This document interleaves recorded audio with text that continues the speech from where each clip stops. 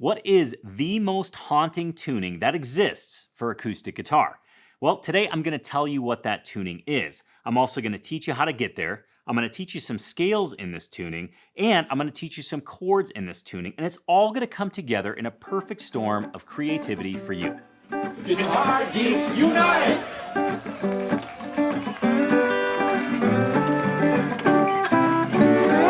Open D minor tuning, in my opinion, is the most haunting tuning on the acoustic guitar. How do you get there? It's actually pretty easy. You're going to take your low E string, drop it down to a D. Your A string stays the same. Your D string stays the same. Your G string drops down to an F. Your B string drops down to an A. Your high E string drops down to a D. So low to high, you have D, A, D, F, A, D. Dad fad. Maybe this tuning is a fad. I'm a dad, dad fad. What a great way to remember this tuning. Kind of a dumb dad joke built in there. Anyways, now that you're in the tuning, what the hell do you do with it? Well, you can strum it. That's just an open D minor chord. It's D minor. It sounds pretty cool, pretty spooky, pretty eerie. It is the saddest tuning of all tunings. That's for the Spinal Tap fans out there. Anyways, I want to show you some scales on this. Now, right now you heard the word scales and you're probably like, here we go with the scale shapes and the fretboard maps and all that BS. No, I'm going to show you a scale on a single string, and you're going to use that to explore the tuning. It's really fun. You can kind of correct yourself as you go because it's an open tuning, you're going to start to be able to hear what notes fit and what notes don't fit. But let me show you the notes that fit, just so you have a rough framework to follow. You're going to take that high D string, formerly your E string. You're going to play it open. 2nd fret, 3rd fret, 5th fret, 7th fret, 8th fret, 10th fret, 12th fret. So you're thinking to yourself, Tone, that's cool, but that doesn't sound very neat. Well, check this out. Because it's an open tuning, you can actually strum all the strings with those fretted notes. Listen to this.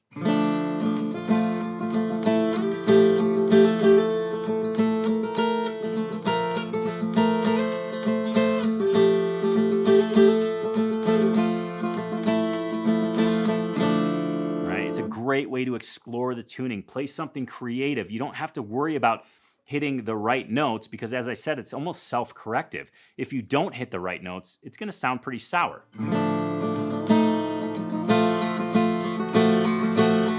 Some of them actually sound pretty cool, but all in all, I want you to follow those notes that I specified because that'll get you some great results and get you playing with this tuning right off the bat without having to think, without having to, dig into theory or any of that bogus, jargon. It's not bogus, but it just kind of a lot of times stands in the way of us having fun. Now you can replicate that. You have 2 other D strings, right? So you can replicate those same fretted positions on those 2 other strings.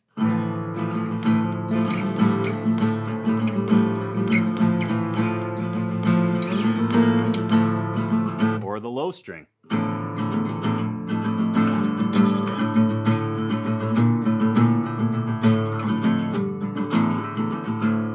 Throw in a little palm muting.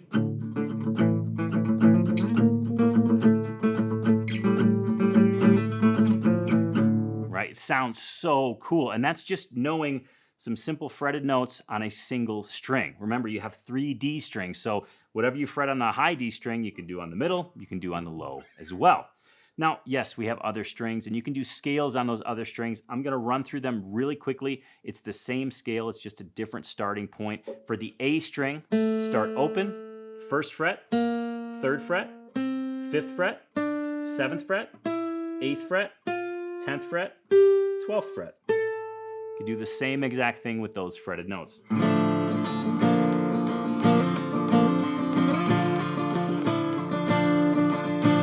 You can do the same thing on the F string as well. I'll run through those fretted positions really quick. I'm not as well versed on those, so this could take a little second. Open, 2nd, 4th, 5th, 7th, 9th, 11th, 12th. You could do the same exact thing with that string.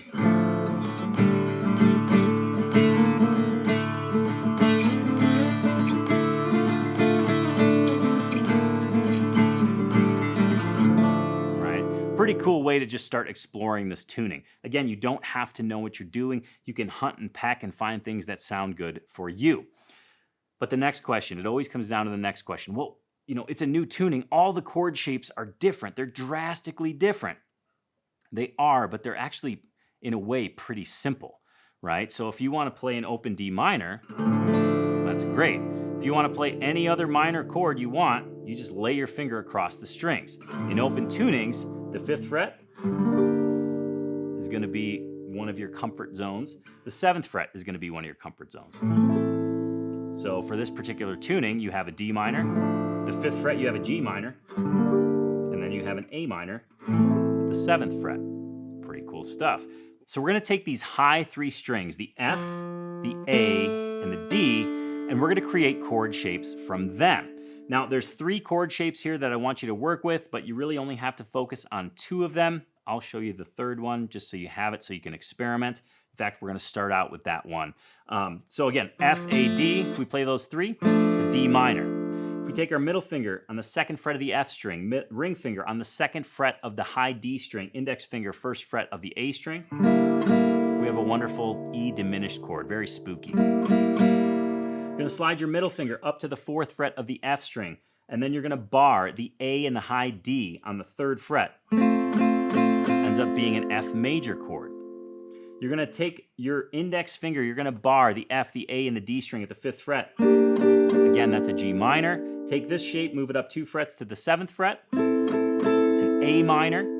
Take that bar, bump it up to the 8th fret on the D and the A string. Take your middle finger, grab the 9th fret on the F string. It's going to be a, what's that going to be? That's going to be a B flat major chord. Take the same shape, bump it up 2 frets towards the body, so your index finger's on the 10th fret of the D and the A string.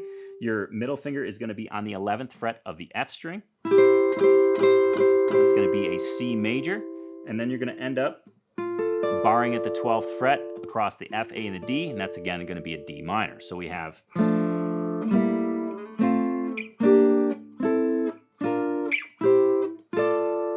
cool, but those chords sound kind of puny. Well, we can actually liven it up again by strumming everything. Check this out.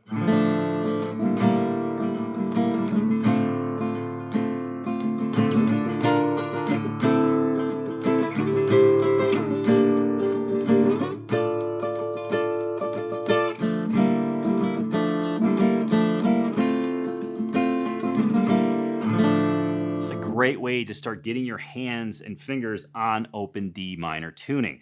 It is, in my opinion, as I said before, the most haunting, the most terrifying tuning that you can use on an acoustic guitar. And it just has such emotion. I feel like anything minor has emotion, but to have your guitar tuned to a D minor tuning, to a D minor chord, just brings in the haunt.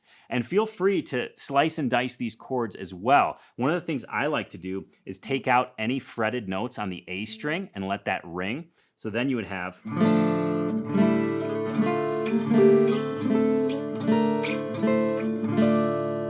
just kind of a nice way to get some open airiness into those chord shapes so they don't feel so confined and so sound so much like bar chords.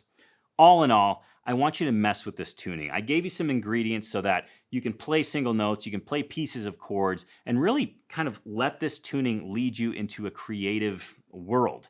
One of the great things about open tunings that I've found is that it helps me look at my instrument completely differently. It helps me feel like I'm playing a different instrument. So if you ever find yourself in a rut, if you ever find yourself bored or uninspired, use a tuning like this, and it can catapult your brain. Your brain starts spinning, and all of a sudden you're finding these new things on the same instrument that you thought you were quote unquote bored of. I hope you dug that lesson, and if you did, I think you'll really enjoy Tony's Acoustic Challenge. There's a link in the description below to learn more about it. Every single week, I teach the fundamentals of guitar through a nostalgic song that you know and love, and there's over 41,000 students already in there. Again, there's a link in the description if you want to learn more.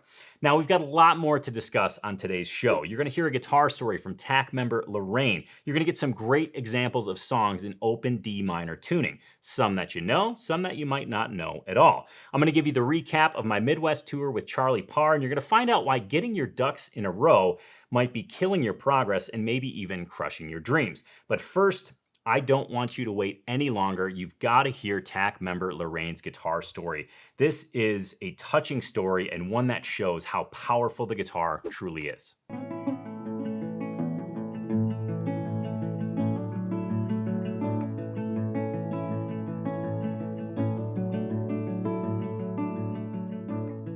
Music is life. That's why our hearts have beats. That quote was printed on a photo I once saw online, and it stuck with me. I didn't realize it at the time, but that line would save my life. It was July 2020, and I was sitting across from my mother, who no longer recognized me. She fiddled endlessly with a piece of fabric, repacking her purse every few minutes. She was locked in her own world, and I was locked in with her, literally. A key hung around my neck because I had to install deadlocks to keep her from wandering off. My mother had Lewy body dementia. Before COVID, she'd been attending adult daycare, but once the world shut down, so did she. So did I. A few months earlier, I'd driven from Philadelphia to rural Wisconsin to reclaim my mother's retirement property, once a peaceful oasis of barns, woods, and memories. My daughter and I had spent countless weekends there with my stepdad and mom, raising dogs and making music, but now it was a war zone. The tenants had gutted the place, breeding dogs inside, leaving behind rotting food, feces-stained floors, broken appliances, and piles of tires and trash. The damage was staggering. I spent 2 weeks filling dumpsters alone in freezing weather with no heat. I cried every day. It felt like a violent desecration of something sacred, my mother's dream and a piece of my own history. Back home, I became my mother's full-time caregiver. Her mind unraveled fast. She accused me of stealing, of hiding people in the house. She locked herself in her room, packed suitcases, and tried to escape. The police were called more than once. I started playing online poker to numb the pain. I spent money I didn't have. I was grieving a mother who was still alive, but fading in front of me. I felt completely alone. I needed something better. I needed something real. 20 years ago, my stepdad gave me a Guild F30 he'd found at a garage sale. I'd always loved the warmth of acoustic guitars, the way they speak without words. That Guild had sat in a closet, untouched, all that time. Now, I pulled it out. I played piano and violin as a child, so I could read music. But my father, never supportive, once told me, "You have beautiful form, but you're not very good at anything." That voice haunted me. Still, I was desperate. I started with YouTube and slowly worked my way into online forums. I overshared, I vented, I connected, and people were kind. That kindness kept me going. One day, my mom, briefly lucid, heard me play and said, "That sounds really good." Later, she changed her tune, but it didn't matter. I wasn't playing for her. I was playing to stay alive. There was a moment, about 2 years in, where I almost quit. I felt like a failure, like I'd never be good enough. But I was heading to a group jam in Florida, and I decided to really prepare. The trip wasn't perfect, not everyone was kind, but I did something important. I stood up for myself. I stopped letting others define my worth, and after that, my guitar journey took off. I began learning faster. I sang badly, but bravely. I found fluidity and confidence. For the first time in years, I felt proud. Today, my mother is gone. She passed away 4 years ago after being placed in a nursing home. The guilt of that decision will always ache, but I know I gave her love, laughter, and safety for as long as I possibly could. In the quiet that followed her passing, I found my way back to myself. My guitar room has a sign that says, "This is my happy place." And it is. It's where I go when the grief creeps in. It's where I remember the strength I never knew I had. It's where I remind myself, I'm not the girl my father dismissed. I'm not the failure I feared. I am a player, a survivor, a soul set free by music, and that is enough.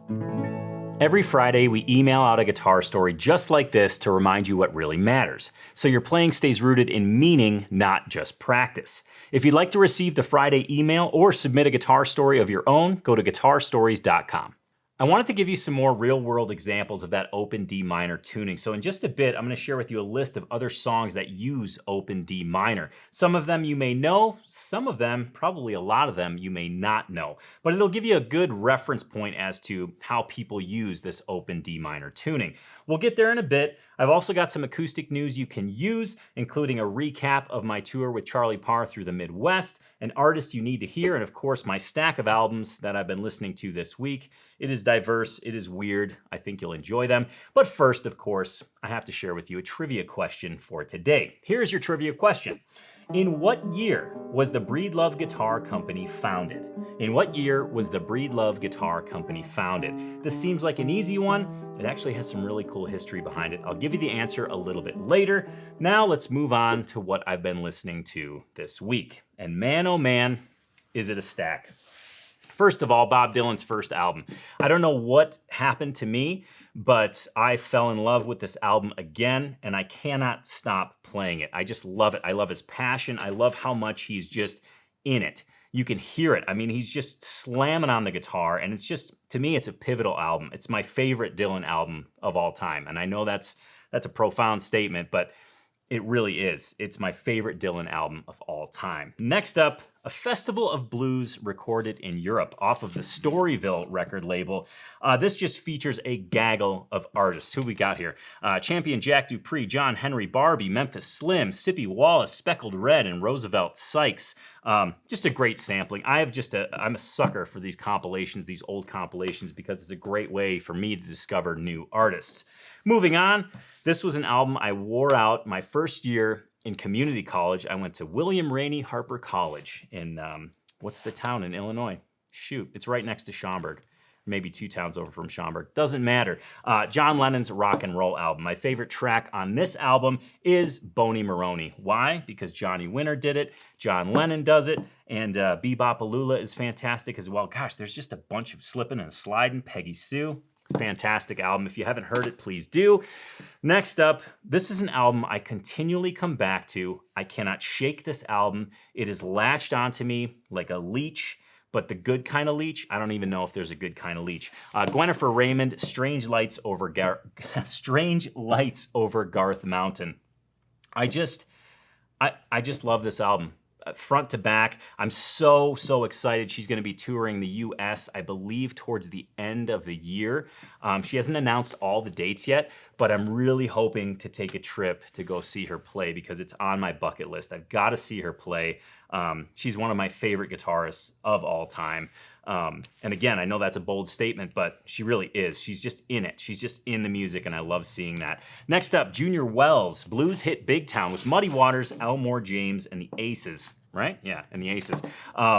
Just a killer recording with some huge names. Willie Dixon plays bass on this, I believe. Yes, he plays the acoustic bass on this. Otis Spann is on piano. What else do we have here? Elmore James, Muddy Waters. So no slouches there playing music. And then last but certainly not least, maybe the weirdest, maybe not, well, it's a weird album from John Fahey. There's a couple of weird ones. This one's very weird. Proofs and Refutations. I was not sure what I was getting with this album, but I love it. I don't know why I love it. I just do. It's bizarre, it's weird, and it's just fantastic. So that's what I've been listening to this week. What have you been listening to this week? You've all been pretty quiet in the comments, but I want to know what you've been listening to. Help me discover new artists, please. It's one of my great pleasures when I'm able to find an artist that is new to me that I just fall in love with. So let me know in the comments below what you've been listening to this week. Okay, moving on. Oh boy, we've got some acoustic news here. So I just recently wrapped up this tour with Charlie Parr through the Midwest. We played in Isanti, Minnesota. Isanti? I think it's Isanti. Yeah, we'll say Isanti. We played a great distillery there, Isanti Spirits. Hello to Rick. Fantastic establishment, really fun show. We went on to play in Eau Claire, Wisconsin for the Blue Ox Festival. Then we went way up north to Upper Peninsula, Michigan. We played at the Ontonagon Theater Performing Arts. Then we headed back west to Duluth to play the Northerly School of Music. More on that in a bit. It was an awesome tour, but that last stop in Duluth, we played a show with Todd Albright, and I was able to see Todd Albright play.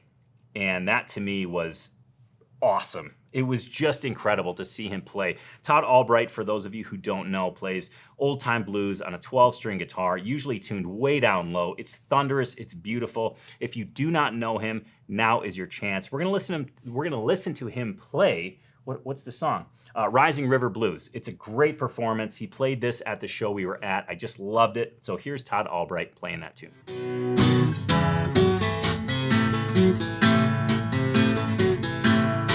Rising River Blues, running by my throat.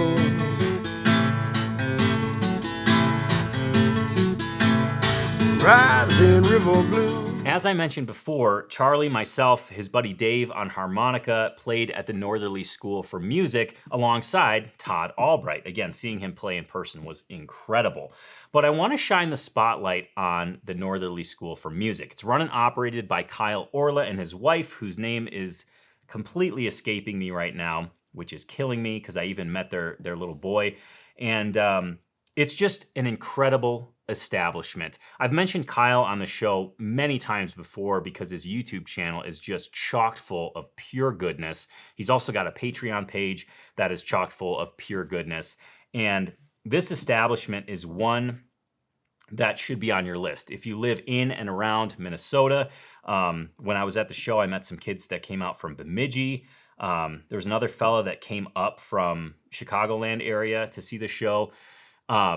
This place has to be on your list. It's just filled with all the good energy. To me, it's what folk music needs. It's the type of establishment that folk music needs. They do music lessons, they do workshops, they do shows, and it's just a good feeling when you walk in there. It's a very family, community-oriented feeling. And there was a quick little video that I wanted to share with you. This was actually of the show that we played, but it gives you a sense of the room. It gives you a sense of the whole vibe in there. So let's go ahead and take a look at it right now.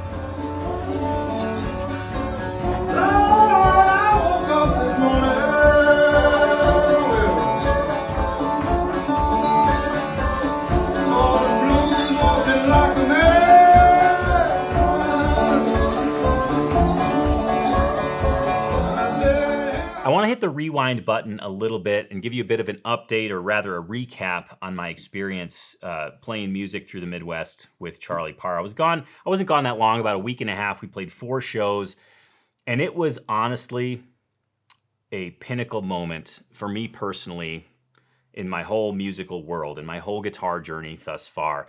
To be able to play music with a dear friend and just share that space is something I am so incredibly grateful for. Like I said before, we started in Isanti, Minnesota. We played at Isanti Spirits. I got to open that show. It was great. It was a listening show. I was able to play some of my instrumental stuff, which was terrifying for me in a way, because I feel a little bit reserved in that regard.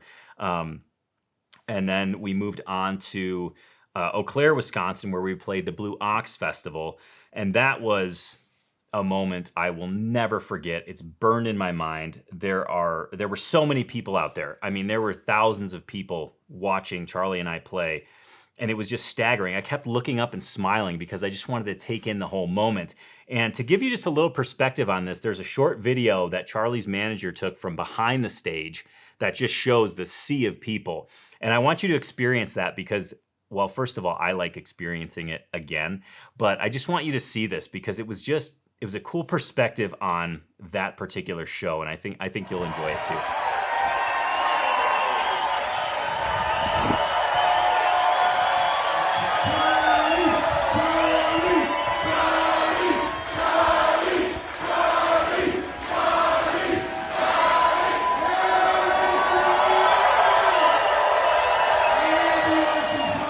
Now, the bonus at that festival is that Charlie, myself, and Matt Ike from Mule Resonator Guitars did a workshop in the morning. It was pretty cool. We drove into the festival. It had rained the night before, and it was just a mud mess. We were pretty sure that the Mule van was going to get stuck, but Matt's a hell of a driver. It did not get stuck.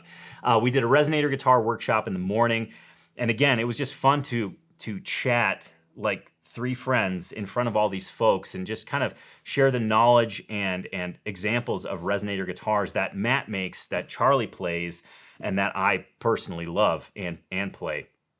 And again, I just want to reflect on the moment of it being just a gathering of friends. I think that time in and of itself, being in the space of Matt and Charlie, was something that I am so incredibly grateful for. I can't even tell you how it made me feel to be surrounded with those 2 incredible human beings. From there, we went up to Ontonagon, Michigan, which is in the Upper Peninsula. We played the Theater of Performing Arts, which is a really cool theater. I think it was built in maybe the 60s, maybe the early 70s. And it was just a phenomenal theater. Everybody there was awesome. Rick, I think is his name. I'm trying to think of the other folks I met there. But just again, great. I was able to open the show. The guitars sounded great.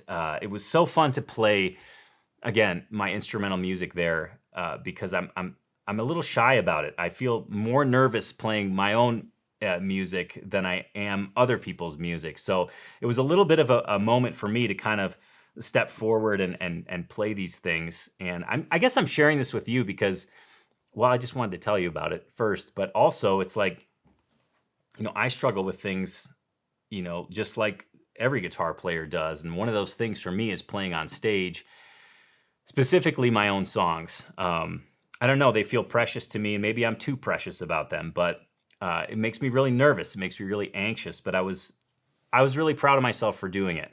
And I'm sharing it with you because you might be sitting there thinking that that's something you want to do. Maybe it's an open mic. Maybe it's playing for your family or playing for a wedding or something like that. And on the other side of it, it is such an incredible feeling. It's you get filled with the sense of gratitude, with the sense of pride, with this overall overwhelming feeling of, I did it. I did it. And that's just kind of the feeling I've still had from these shows. So that was a killer show. We stayed in this really funky Airbnb that was just, it was downright hilarious, to be honest. I mean, Upper Peninsula, Michigan, we're talking there's just woods everywhere. And it's a certain Midwestern vibe that was pretty incredible. And then again, we wrapped it up in Duluth at the Northerly School for Music, and that was just fun. Just a very communal feel, very family feel. And then I drove from Duluth to Bozeman in a day because I just wanted to be home. I just wanted to be with the kids and with Whitney. And it was great. It was awesome. So I just wanted to give you a little update on that because I had mentioned it on one of the very early shows this season, and just wanted to give you an update. Kind of fun for me to talk about it again. I get all excited. Another piece of acoustic news, two more pieces of acoustic news for you. Breedlove Guitars has a new owner, which was kind of crazy because I had thought that the company Two Old Hippies bought Breedlove Guitar, but now apparently it's changed hands yet again. There's a cool little news clip that I want to share with you that kind of gives the scope of who bought it, what they're all about, and what they plan on doing. Here it is. One of the exciting things about the acquisition or coming on board is we got here to Bend and we realized how much Bend doesn't know we're here. And we want to be a part of the community. I've always felt this magical connection to instruments, whether it's drums, guitars, anything, and really just honing back in on the magic and the love that people have for instruments, that I have for instruments, and just again, you're spreading this joy. I just realized something as I was sitting here. The story I told you about the Midwest tour is going to come back around with something that I'm going to chat about here towards the end of the show about getting your ducks in a row. So just hold that in your mind for a second. I've got one more piece of acoustic news for you, and this to me is the collision of two worlds that I absolutely love.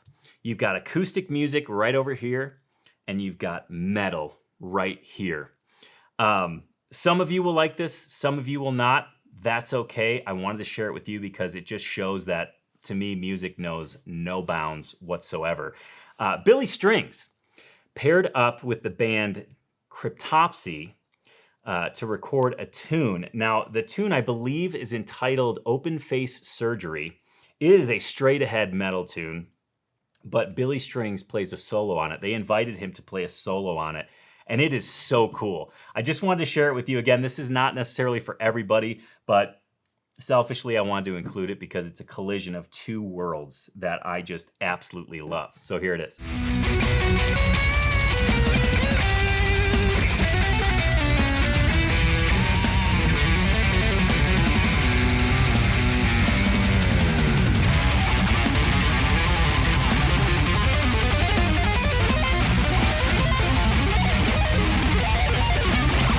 Let's dig into open D minor tuning just a little bit more. Again, I want to give you some real world examples for your ear teeth to snack on here. So I've got about five, six tunes that use open D minor tuning so you can get an example of how it's used across different genres. I've got American primitive guitar, I've got blues guitar, I've got popular music, I've got Joni Mitchell. Well, she used a ton of alternate tuning, so that's no surprise, but it's cool to hear it in that arena as well. So let's go ahead and just dig into this list. This is a quick 5 songs just to give you some samples. First, we've got John Fahey playing Red Pony.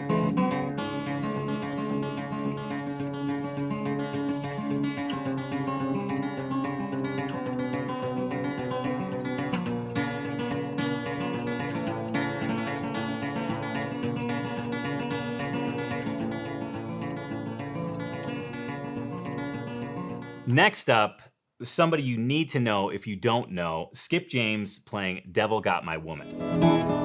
You know that I'd rather be the devil. I'd rather be the devil than I to be that from a man.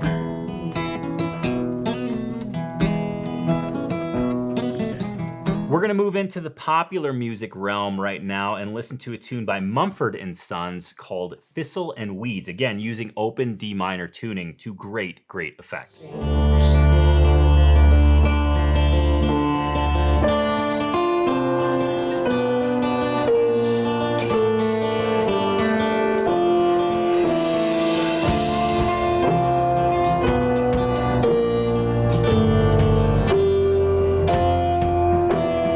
And here comes Joni Mitchell. Yes, she used open D minor tuning as well on the song Day After Day.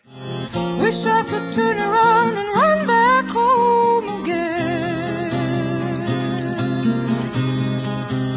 I've had no mercy since the blues got on this train.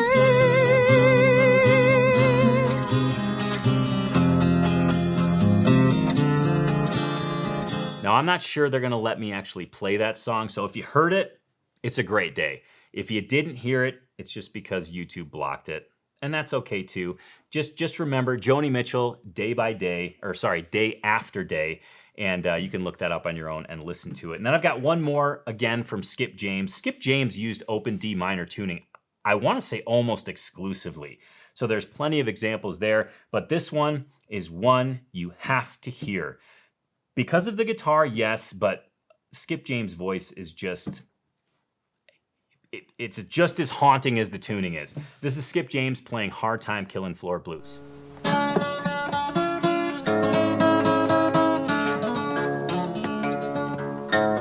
Hard times is here and every where you go. Times are harder than ever been before. If you are like me at all, you love having a plan. You love having all of your ducks in a row first and then executing your plan. This is good in most regards. But when it comes to guitar playing, or really, I think, any other creative endeavor, it's not good. Trying to get all your ducks in a row is probably crushing your progress and maybe your dreams of playing, again, at an open mic, for family members, at a wedding, or just for fun. And I say this because so often I think getting our ducks in a row or making sure everything is just right delays what we want to do. And I think almost intentionally. I know it's that way for me. It might be that way for you. And I'm looking at this in retrospect because, I mentioned earlier about me playing my own instrumental acoustic songs and feeling very shy, very reserved, very anxious about it because I want them to be perfect. I want every little thing to be right. I want to make sure I have the right guitar for the song. I want to make sure I have the right strings on the guitar. I want to make sure I have the right preamp so that everything sounds good. And I want to make sure I rehearse the heck out of it so I don't screw up. That just delays me doing what I want to do, okay? Nothing is ever going to be perfect, especially in the musical world, especially in the guitar world. Flubs are going to happen. Accidents are going to happen. But sometimes, like Bob Ross says, we have these happy little accidents that lead to these amazing moments. But if you're busy trying to get all your ducks in a row, those moments never have the opportunity to happen because you're staying in this planning phase. It's very safe. Oh, I'm going to get this and that and this thing, and I got to do this and that and that. Then I can do it. It's kind of a backwards way to think about it. And I'm just bringing this up because I have a sneaking suspicion that you probably battle with this as well. Because it keeps us safe, like I mentioned before, trying to get all your ducks in a row. Think of yourself, beginning guitar playing. You got to get the right guitar. You got to find the right teacher. You got to, learn your chords and your scales and this and that and the other thing. No, just get a guitar and start playing. That's one of the foundations of Tony's Acoustic Challenge. And I'm not trying to like uber promote Tony's Acoustic Challenge, although I really believe in it. But what I love about the program is that it allows you to have fun from day one. That sounds really, it's real rhymey. But I feel like with beginner guitar players, you can get stuck in that planning phase, and you can get stuck in this, well, I'll have fun when? When what? When you learn a chord, when you learn a scale, when you learn music theory, when you what? When? Why are you delaying the fun? And I'm not saying you're doing this. I'm not being accusatory here. This is just a mental space that we can find ourselves locked in. And I don't want that for you. I want you to have fun. You pursue the guitar to have fun, feel fulfilled, feel like you have a hobby, invest in yourself. And planning isn't really going to get you anywhere. Planning just quite simply delays what you want to do. So get a guitar, make ugly noises, make pretty noises, learn chords in a song. Don't feel like you have to buy a chord book, learn all the chords, and then go play a song. Find a song that you love and just start playing it. Whatever 3-4 chords that are in that song, focus on those. Focus on one of those. I guess what I'm saying is just have fun, and please be aware of that planning phase and just kind of check in with yourself and even ask yourself the question, am I trying to plan too much? Am I just planning or waiting for things to be perfect so that I can stay safe and not experience that scary, almost vulnerable feeling of playing or pursuing something that I really want to pursue? Food for thought. I just, that getting your ducks in a row kind of has been rattling in my mind, and then paired with my experience of playing my own songs.